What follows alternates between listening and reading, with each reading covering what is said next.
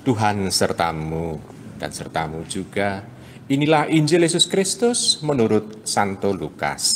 Dimuliakanlah Tuhan. Dalam bulan yang keenam, Allah mengutus malaikat Gabriel ke sebuah kota di Galilea bernama Nazaret kepada seorang perawan yang bertunangan dengan seorang bernama Yusuf dari keluarga Daud. Nama perawan itu Maria. Ketika masuk ke rumah Maria, malaikat itu berkata, "Salam, hai engkau yang dikaruniai, Tuhan menyertai engkau." Maria terkejut mendengar perkataan itu lalu bertanya dalam hatinya, "Apakah arti salam itu?" Kata malaikat itu kepadanya, "Jangan takut, hai Maria, sebab engkau beroleh kasih karunia di hadapan Allah.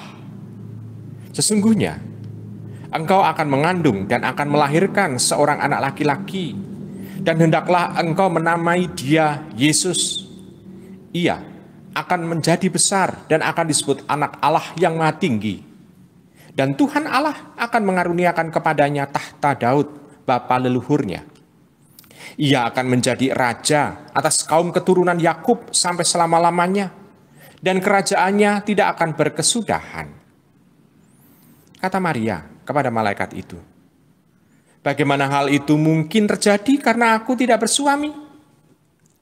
Jawab malaikat itu kepadanya, "Roh Kudus akan turun atasmu, dan kuasa Allah yang Maha Tinggi akan menaungi engkau.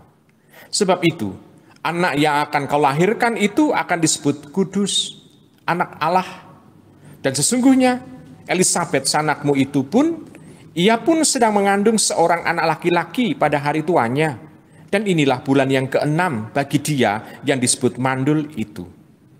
Sebab bagi Allah tidak ada yang mustahil." Maka kata Maria, "Sesungguhnya aku ini adalah hamba Tuhan. Terjadilah padaku menurut perkataanmu itu." Lalu malaikat itu meninggalkan dia. Demikianlah Injil Tuhan kita. Terpujilah Kristus. Ibu, bapak, saudara-saudari yang terkasih dalam Yesus Tuhan, dikatakan pada bulan yang keenam. Kalau kita bisa melihat, kenapa bisa disebut dengan pada bulan yang keenam? Saya tidak tahu tahun baru mereka itu dari mana. Tetapi yang jelas bulan keenam adalah bulan di mana Tuhan yang pertama itu mewartakan kabar sukacita kepada keluarga Elisabet tentang rencana kelahiran dari Yohanes. Dan kita bisa melihat di sana, 6 bulan saja Tuhan sudah merencanakan 2 mukjizat yang luar biasa. Satu, seorang yang sudah sepuh banget, yaitu Elisabet, yang sudah bisa dikatakan tidak lagi ada kesuburan dalam diri seorang perempuan, tetapi tetap mampu melahirkan. Yohanes, yang satu adalah perawan, belum mempunyai pasangan, belum mempunyai suami. Kita bisa melihat di sana, karya Roh Kudus itu luar biasa. Roh Kudus memberikan kesempatan kepada manusia bahwa yang mustahil menjadi terjadi. Nah, ini juga bisa terjadi karena orangnya yang istilahnya diwartai itu mempunyai keyakinan, memasrahkan seluruhnya kepada kehendak Tuhan. Dan itu baru bisa terjadi. Kalau seandainya Maria mengatakan bahwa tidak mungkin, tidak akan, saya tidak mau.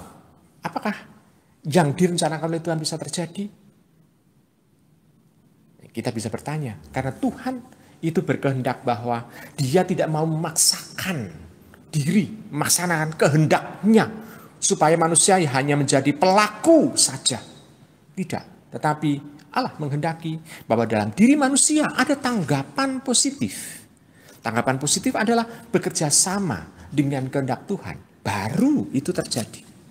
Maka kita bisa melihat ibu bapak, mukjizat-mukjizat itu terjadi karena orang yang mengalami mukjizat itu mau untuk bekerja sama dengan kehendak Tuhan. Nah, sekarang kita bisa melihat di sana Maria bisa melahirkan atau mengandung Tuhan Yesus dan melahirkan nantinya Di situ karena ada tanggapan positif dari Maria akan rencana Tuhan.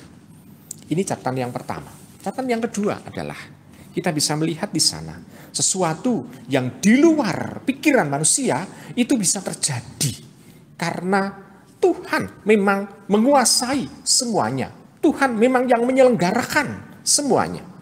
Dan di situ kita harus mengakui bahwa ada kekuatan di luar nalar setiap manusia. Maka kalau kita bisa melihat di sana, manusia tidak mempunyai kemampuan untuk memikirkan rencana Tuhan, kecuali hanya memasrahkan dirinya untuk menjadi pelaku dari rencana itu. Maria melakukan itu. Dan di situ kita bisa melihat Maria ini dia mempunyai ketulusan. Maka kita merayakan hari ini hati Maria yang tak bernoda. Kita bisa melihat di sana sesuatu yang luar biasa. Karena tidak bernoda itulah maka dia mampu untuk memasrahkan seluruhnya pada penyelenggaraan Tuhan. Nah, sekarang dalam kehidupan kita sehari-hari, kita bisa belajar dari situasi konteks sekarang. Apakah kita mau menolak rencana Tuhan untuk terjadi dalam kehidupan kita dengan kita melihat kehidupan peristiwa yang ada di sekitar kita? Nah, kita bisa melihat bahwa kita tidak mempunyai kemampuan untuk menolak segalanya. Kenapa? Karena Tuhan juga merencanakan tidak hanya untuk diri kita, tetapi untuk orang lain pula. Dan kita juga bisa melihat bahwa Tuhan juga berkarya melalui kehadiran orang lain. Apakah kita dengan istilahnya Tuhan tidak merencanakan sesuatu yang luar biasa dalam diri kita ini, kita mampu melihat peristiwa di mana Tuhan juga menyelenggarakan kehidupan orang lain. Dan kita melihat bahwa kehadiran Tuhan itu juga menyangkut pautkan diri kita supaya kita bersama-sama dengan orang lain menyambut kehadiran Roh Kudus.